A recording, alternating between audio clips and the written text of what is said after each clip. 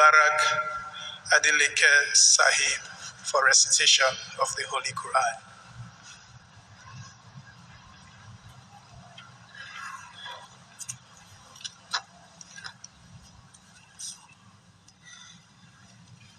Assalamu alaikum wa rahmatullahi wa barakatuh.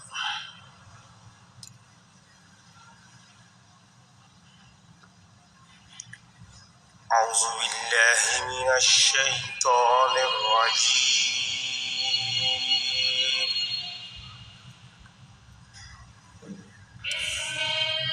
بسم الله الرحمن الرحيم.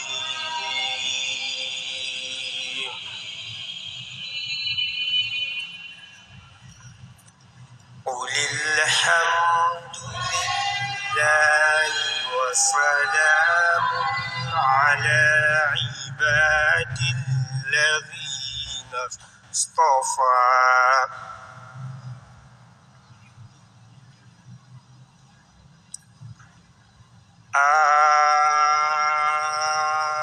الله خير أما يشركون.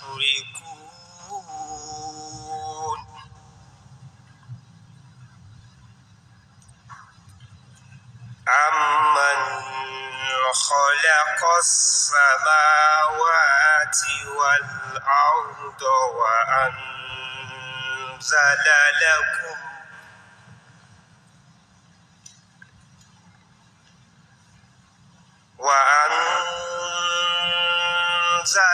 لكم من السماء ماء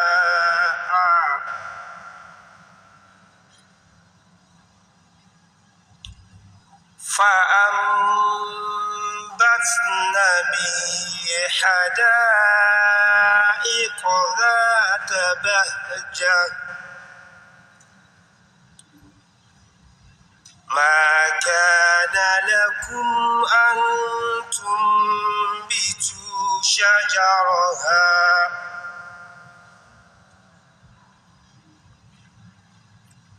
أإله مع الله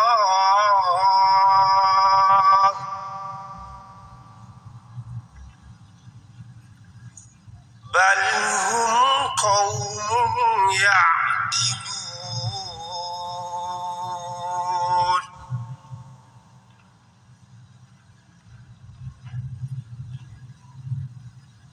أمن جعل الأرض قرارا وجعل خلالها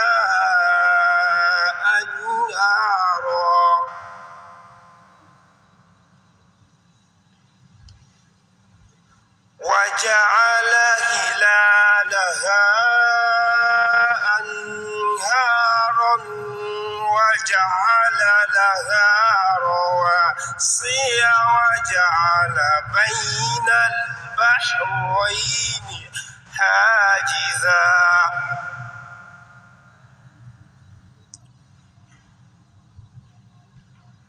أإله مع الله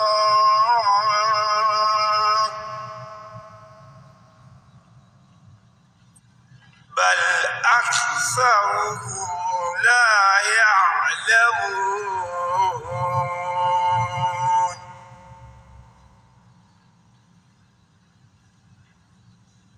أمن يجيب مضطرا إذا دعاه ويكشف السوء ويجعلكم خلفاء الأرض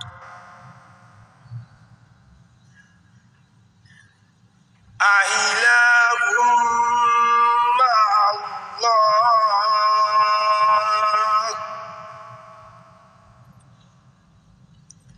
قليلا ما تذكرون.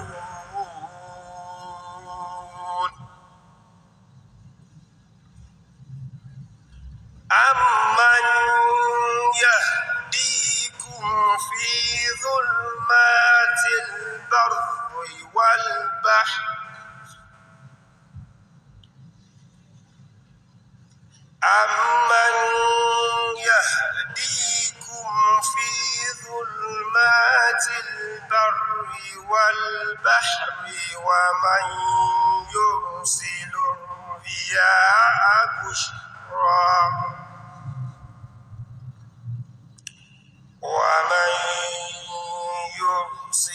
الرياح بشرا بين يدي رحمته أإله مع الله تعالى الله عما يشركون. السلام علیکم ورحمۃ اللہ وبرکاتہ. وعلیکم السلام ورحمۃ اللہ. جزاkum Allah hasna jaza. Translation Sabahat Karim Sahib.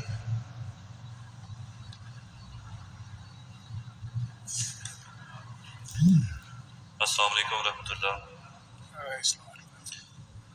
ابھی آپ کے سامنے سورۃ النمل کی آیات 60 تا 64 کی تلاوت کی گئی ہے. ان آیات کا اردو ترجمہ بیان فرمودہ حضرت خلیفۃ المسیح الثانی رضی اللہ عنہ پیش خدمت ہے. میں پناہ مانگتا ہوں اللہ کی دھتکارے ہوئے شیطان سے. میں اللہ کا نام لے کر جو بے حد کرم کرنے والا اور بار بار رحم کرنے والا ہے پڑھتا ہوں. تو کہہ دے ہر تعریف کا اللہ ہی مستحق ہے اور اس کے وہ بندے جن کو اس نے چن لیا ہو ان پر ہمیشہ سلامتی نازل ہوتی ہے.